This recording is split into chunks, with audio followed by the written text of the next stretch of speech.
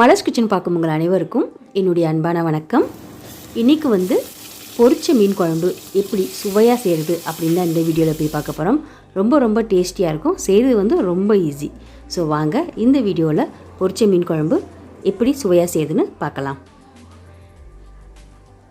இது செய்கிறதுக்கு முதல்ல நம்ம மிக்ஸி ஜாரில் வெங்காயம் தக்காளியை அரைச்சிக்கலாம். 10 சின்ன வெங்காயம் சேர்க்குறேன். அதுக்கப்புறமா ஒரு மீடியம் சைஸ் அளவுக்கு தக்காளி சேர்க்குறேன். இது கூடவே காரத்துக்கு 3 டேபிள் ஸ்பூன் அளவுக்கு மிளகாய்த்தூள் சேர்க்குறேன். அப்புறம் 2 டீஸ்பூன் மல்லிப்பொடி, தனி மிளகாய்த்தூள் 1 டீஸ்பூன் சேர்க்குறேன். கடைசியாக அரை டீஸ்பூன் மஞ்சத்தூள். இதெல்லாம் சேர்த்துட்டு இது அரைக்கிறதுக்கு கொஞ்சமாக தண்ணி சேர்த்துட்டு இது நல்லா பேஸ்ட்டாக அரைச்சி எடுத்து வச்சுக்கலாம். ஸோ வெங்காயம் தக்காளி விழுது ரெடியாக இருக்குது, இது இருக்கட்டும். அதுக்கப்புறமா பொரிச்ச மீன் குழம்பு பண்ணுறதுக்கு இன்றைக்கி 5 துண்டு கட்லா மீன் எடுத்திருக்கேன். மீனில் மஞ்சத்தூள் போட்டு நல்லா வாஷ் பண்ணி எடுத்து வச்சுருக்கேன். இதில் இப்போ 1 டீஸ்பூன் தனி மிளகாய்த்தூள் சேர்க்குறேன். அதுக்கப்புறமா தேவையான அளவு உப்பையும் சேர்த்துக்கலாம். ஏற்கனவே மஞ்சத்தூள் சேர்த்துருக்கனால நான் மஞ்சத்தூள் சேர்க்கலை. எல்லாத்தையும் நல்லா மிக்ஸ் பண்ணி விட்டுறலாம்.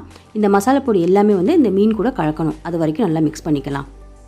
எல்லா பக்கமும் நல்லா மிக்ஸ் பண்ணி விட்டுறலாம். அதுக்கப்புறமா இதை மூடி வச்சு ஒரு 15 நிமிஷம் அப்படியே விட்டுறலாம். நல்லா மசாலா பொடி கூட இந்த மீன் ஊறட்டும். இப்போ 15 நிமிஷம் ஆயிடுச்சு. ஸோ இப்போ பாருங்கள், மீன் எல்லாமே மசாலா கூட நல்லா ஊறி சூப்பராக ரெடியாக இருக்குது. அதுக்கப்புறமா இதை நம்ம பொரித்து எடுத்துக்கலாம். கடாயில் தேவையான அளவு எண்ணெய் சேர்த்துருக்கேன். எண்ணெய் இப்போ சூடாகிடுச்சு. மசாலா தடவி வச்சுருக்க மீன் எல்லாத்தையும் இதில் சேர்த்துடலாம். சேர்த்துட்டு இது 2 பக்கம் நல்லா பொன்னிறமாக வர்ற வரைக்கும் பொரித்து எடுத்துக்கலாம். இந்த பக்கம் வெந்துருச்சு, லைட்டாக திருப்பிக்கலாம். அதே மாதிரி இந்த பக்கமும் வேகட்டும். இதை மீனை பொரிக்கும் போது ஸ்டவ்வை மிதமான தீயிலே வச்சு பொரிச்சுக்கலாம். இப்போ பாருங்கள், எல்லாமே நல்லா வெந்துருச்சு. எல்லா மீனையும் எடுத்துடலாம். ஸோ மீன் பொரித்து எடுத்து வச்சாச்சு. இது இருக்கட்டும். இப்போ நம்ம குழம்பு வைக்க ஆரம்பிச்சிடலாம். அதே கடாயில் ஒரு 2 டேபிள் ஸ்பூன் அளவுக்கு எண்ணெய் சேர்க்குறேன். எண்ணெய் இப்போ நல்லா சூடாயிருச்சு. இதில் 1 டீஸ்பூன் வெந்தயம், அப்புறம் 1 டீஸ்பூன் சோம்பு, இது ரெண்டையும் சேர்த்துட்டு நல்லா வாசனை வர வரைக்கும் பொரிய விட்டுறலாம். அதுக்கப்புறமா கருவேப்பிலை இலைகள் சேர்த்துக்கலாம். இதுவும் நல்லா பொரிஞ்சு வாசனை வந்த பின்னாடி 10 பல் பூண்டை தட்டி சேர்க்குறேன். இந்த மாதிரி தட்டி சேர்க்கும்போது குழம்பு நல்லா வாசனையாக இருக்கும்.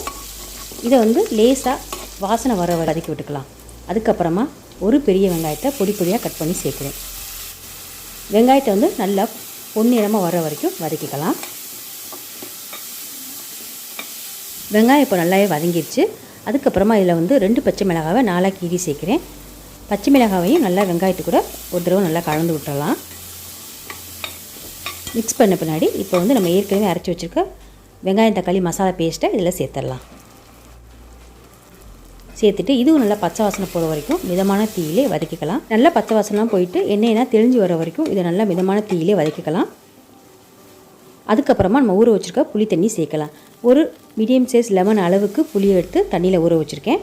இதை நல்லா வடிகட்டிட்டு சேர்த்துட்டு குழம்புக்கு தேவையான அளவு தண்ணி இதில் சேர்த்துட்டு அப்புறம் உப்பு சேர்த்துட்டு இது எல்லாத்தையும் நல்லா மிக்ஸ் பண்ணிவிட்டு இதை மூடி வச்சு ஒரு 10 நிமிஷம் நம்ம நல்லா கொதிக்க விட்டுறலாம்.